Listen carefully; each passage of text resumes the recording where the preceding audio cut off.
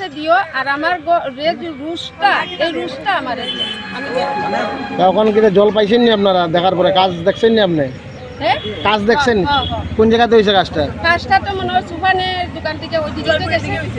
মানে আপনার বাড়ির দিকে হইছে না না আমার এদিকে হইছে না, আমার তো এই জায়গাতেই আমি। আপনারা অন্য একটা অর্ডার দায়িত্ব দিয়েছিল দেখার লেগে কাজের? না না আমার এদিকে তো বেঙ্গল হইছে তো আপনার এখানে কাজ হয়েছে নি আপনার এখানে? না না না আমি শুনছি তার মুখ থেকে। কোন প্রধান কোন পঞ্চায়েত এটা কি সমস্যা সমাধান নেইটা এই কথা কইয়া প্রধান কইছে? ওই প্রধান কইছে জল কিনে খাওয়া লাগে মানে তারার কাছ থেকে শুনছি তাই ওই ধরনের বক্তব্য করছে। আমারও জলের সমস্যা, আমিও জল কিনি। জলের লাগি খোয়াইছে বলে আমরা জল খাইতে আইছি না, তাই নেউটা কইছে আমরাও খাই আমরাও কিনিয়া খাই আপনারাও কিনিয়া খাই।